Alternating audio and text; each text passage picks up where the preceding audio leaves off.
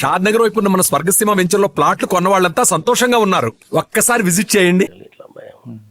అప్పుడు సలీం దళం ఒకటి ఉండేది కదా, ఆ, మరి ఆయన ఎప్పుడు ఎదురుపడలేదు? బిచ్చుకుందా పిచ్చుకుందా ఆయన సలీం వెనకసిరు అంటున్నావు. ఆ? ఫస్ట్ ఒక సలీం చనిపోయింది అక్కడ. అవును, ఆ సలీం దళం పేరు మీద ఇంకో సలీం వచ్చారు కదా, అవును. తర్వాత ఆయన బాన్స్ పడతారు అనుకుంటారు ఆయన. ఆ, ఆ దళం ఎప్పుడు సిర్నపల్లి అయినా ఆ? సిర్నపల్లి ఆ. ఏం పేరు పూర్తి? ఇంకో పేరు ఉంది దానికి. రాములు. రాము. ఆయన ఎప్పుడు ఎదురుపడలేదా మీకు? తెలుసు నాకు. ఆయన ఏం చేసేవారు? ఆయన ఎందుకు ఎన్కౌంటర్ బాన్స్వాడలో? అది వెనకసిరి నేను వచ్చిన తర్వాత జరిగింది. నాకు తెలియదు అది. నేను సరెండర్ అయినాక జరిగిందట. మేము బాన్స్వాడ అటు ఎప్పుడన్నా అవసరాల రీత్యా పోదు అందరం కలిసి మళ్ళీ ఎక్కడోళ్ళం అక్కడ వచ్చినాం, కానీ అక్కడ మేము పనిచేసేవాళ్ళం. అన్న శంకర్ అనే టైంలోనే నిజామాబాద్లో వాటర్ ట్యాంక్ బ్లాస్ట్ చేయాలనుకున్నారు ఎందుకు? అప్పుడు ఏ సంవత్సరం ఏమో నాకు తెలియదు. పోలీస్ స్టేషన్ దగ్గరలో ఉన్న వాటర్ ట్యాంక్ అని. అది నాకు తెలియదు, నేను అటు పోలే. మీకు ఇంకా బాగా గుర్తుండిపోయిన బ్లాస్టింగ్ కానీ చెప్పండి. అంటే మీ చేసిన యాక్షన్లో ఎవరు చనిపోలేదు, తుపాకులు తీసుకు చావలే. ఎక్కువ తుపాకులు దొరికింది రామాయపేట. రామాయపేట 16 చిన్న ఉప్పలవై 14. ఉప్పలో ఎలా బ్లాస్ట్ చేశారు? ఇక అది వాళ్ళు ఉన్నారు కాబట్టి వెనకకెళ్ళి పోయి బ్లాస్టింగ్. అందులో ఏం దొరికాయి? అంటే 15 మంది ఉంటారు అలా. ఒక సెంట్రీ ఈ పట్టాల పుంటనే కామారెడ్డి దాకా ఉరికిండట. ఇక అవి పండాలు అవి అన్నీ మా దగ్గర ఉంచుకోము. అవి కొత్త పని అయినా ఏవైనా మా దగ్గర కాదు. కొత్త ఏరియాకు విస్తరించడానికి మనుషులు అప్పుడే ఇక్కడికి వెళ్ళి తుపాకులు ఇప్పుడు ఒక పోలీస్ స్టేషన్లో తుపాకులు తీసుకునేవారు బ్లాస్టింగ్ చేసి, అవి తీసుకెళ్ళి ఎవరికి ఇస్తారా లేదంటే డంప్లో పెడతారా? ఇక డంప్ చేసి మళ్ళీ పంపించుడే ఇక వేరే ఏరియాకు. అక్కడ ఇంకో కొత్త దళాన్ని ఏర్పడేయడానికి కోసం అటు బస్తరు, ఛత్తీస్గఢ్ ఇవన్నీ మనం పంపిణీ ఇక్కడే. అవి ఇక్కడికి వెళ్ళి ఆర్గనైజేషన్ అక్కడ జరిగి అక్కడ ఇత్తనం పెట్టినట్టు అంతే. అంటే పార్టీ పనిచేస్తుంది కదా ఇంతకాలం, చాలా కాలం. ప్రజలు సపోర్ట్ ఉండేదా? ప్రజలే బెదిరించి మీరు అన్నం తెచ్చుకున్నారా లేదా ప్రజలే కావాలని ఇచ్చేవారా? లేదు వాళ్ళే పెట్టరు. ఎందుకో? ప్రేమతోనే పెడదురు. నేను తెస్తానే వాళ్ళే వస్తురు. నేను అండగాస్తాను అందరు. మేము వాళ్ళని బెదిరియడము అది లేదు. కానీ కాంట్రాక్ట్ అంటే మేము చేసినప్పుడు వాళ్ళే వచ్చి నేను అంట చేసుకొస్తాను అందరు. కానీ కాంట్రాక్ట్ బెదిరించడం, డబ్బులు తీసుకోవడం వాస్తవం కదా? లేదు, మేము ఎవరిని బెదిరియలే. అయితే అది ఒకటి ఉంటుంది ఏంటంటే, ఇప్పుడు అట్లా బెదిరించి డబ్బులు ఎవరు తీసుకోరు. నువ్వు ఒక అట్లా డబ్బులు ఎవరు తీసుకోలేదు బెదిరించి, కానీ అది అట్లా ఇస్తారు. అది అట్లా ఇస్తారా? అంటే బెదిరియడం కాదు, అది బెదిరియడం కాదు, కానీ పార్టీ ఫండ్స్ నీ కృషితో ఎంత ఇచ్చినా తీసుకుంటాం. ఎందుకంటే భార్య పిల్లల్ని విడిచిపెట్టి సర్వత్తాన్ని వదిలి మేము దాంట్లో పని చేస్తాం. నీతోనే పని నువ్వు చేయి, మాతోనే పని మేము చేస్తాం. ఎంత కొంత సహాయం చేస్తారు. పార్టీలో చేస్తారంటే అది మేము డబ్బులు తినడానికి కాదు, మేము తినలే. అవును, తుపాకుల కోసం, తోటల కోసం, ఈ సాహిత్యాని కోసమే తప్ప మేము ఒక రూపాయి మేము వాడుకోలేము. మాకు ప్రజలే అన్నం పెడతారు, ప్రజలే. అదైతే వాస్తవం అండి, దానికి ఎవరు కాదంటారు. మిగతా పార్టీలాగా వెనక వేసుకోవడం ఉండవు. మీరు ప్రజల కోసం పెట్టే ఫండ్ ఉంటుంది. కానీ ఇంతకాలం పార్టీలు పనిచేసినప్పుడు ఈ కార్యక్రమం చేశానని చాలా చెప్పారు మీరు. ఎప్పుడైనా ఇంటికి వెళ్ళిపోదాం అనిపించిందా? ఇంటికి వెళ్ళిపోదామని ఎప్పుడు అనిపించలేదు. ఇక లాస్ట్కే ఇక అది నాకే రావాలి అనిపించింది. ఎందుకు వచ్చారు? ఇంతకాలం పార్టీలు పనిచేసిన తర్వాత ఎందుకు సరెండర్ అవ్వాల్సి వచ్చింది?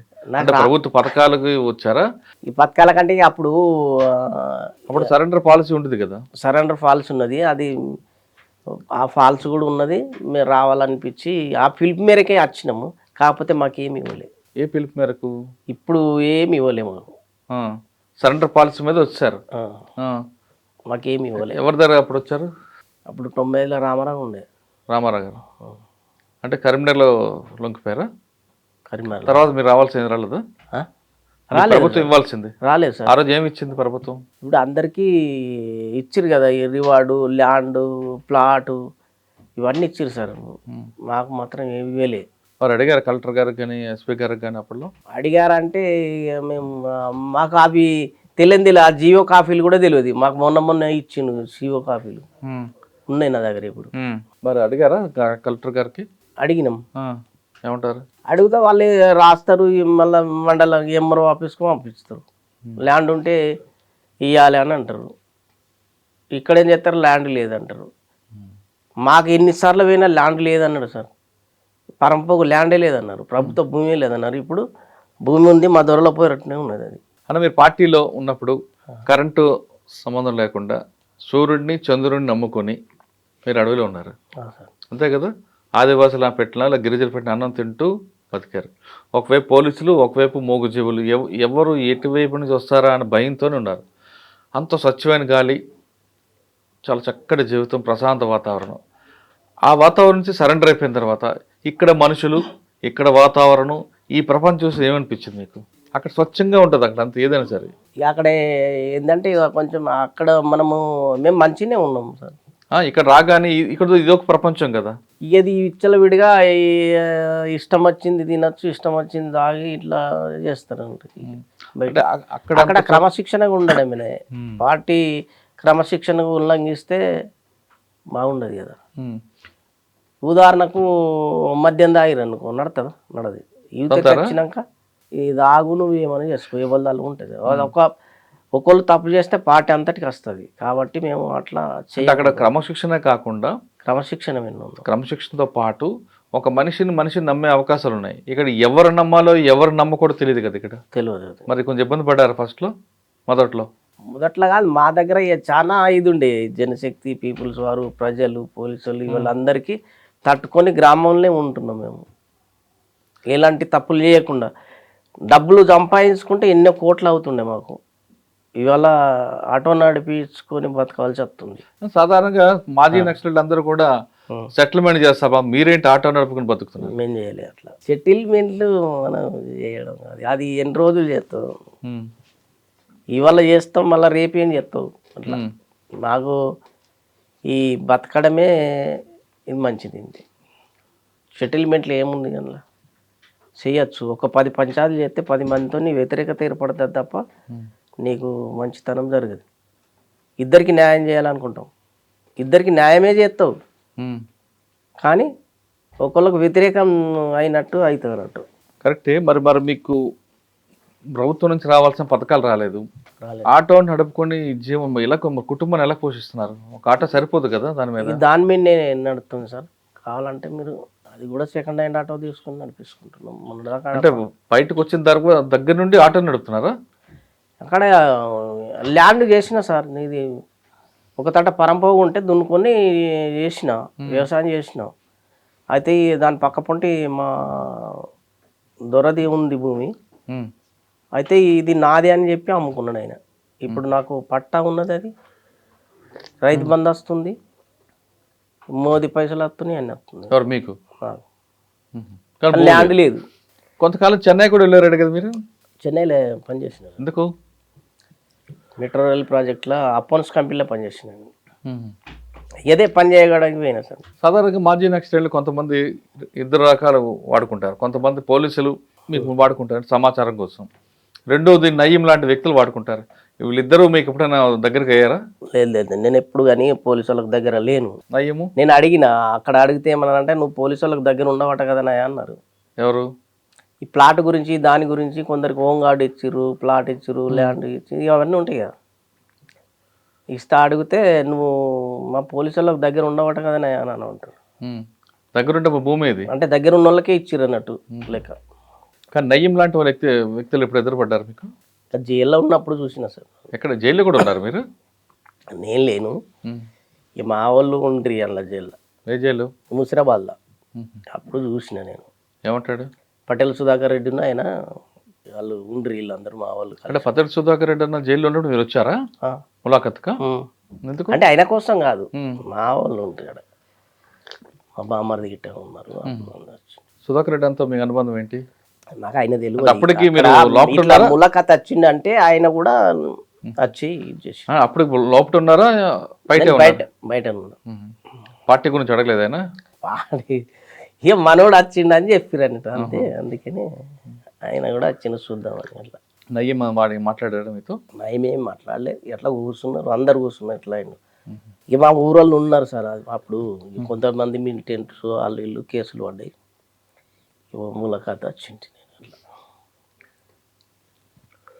ఇప్పుడు కొంత ఏమీ పని చేయనటువంటి వాళ్ళకి కూడా ప్లాట్స్ ఇచ్చారు, చేసిన వాళ్ళకి లేవు. నేను అందుకనే మనం చేసి కూడా బాయిల కప్పలాగా ఎందుకు ఉండాలి అనే దాంతో ఇంటర్వ్యూ ఇద్దామని వచ్చిన నేను. అన్న చెప్పండి, ఇప్పుడు ఆ గ్రామాలకు ఉన్న పరిస్థితి ప్రకారం వెళ్ళారు, అక్కడ నచ్చకొచ్చారా, ఏదో రకంగా బయటకు వచ్చారు, ఇప్పుడు మీకు ఆటో నడుపుకొని బతుకుతున్నారు, మీకేం కావాలి?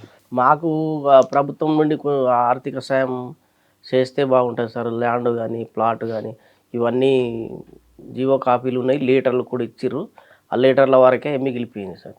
ఇప్పుడు ఈ ప్రభుత్వం అన్న, రేవంత్ రెడ్డి ప్రభుత్వం అన్న మాకు ఏదన్నా ఆదుకోవాలని కోరుకుంటున్నాను. సరే అన్న, మీకు ఎంతమంది పిల్లలు, వాళ్ళు ఏం చేస్తున్నారు?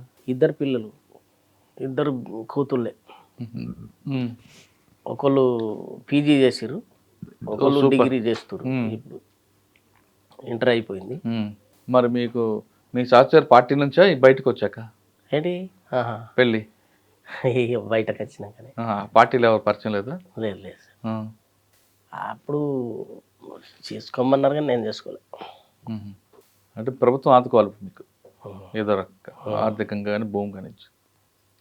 గ్రామాల్లో పరిస్థితి ప్రభావంతో అప్పట్లో వెళ్ళాను, కొన్ని కార్యక్రమం పార్టీ ఆదేశాల మేరకు చేశాం, అదేవిధంగా పార్టీకి వెళ్ళిన తర్వాత ప్రజల కోసం కూడా మంచి కార్యక్రమాలు చేశానంటున్నారు లక్ష్మయ్య.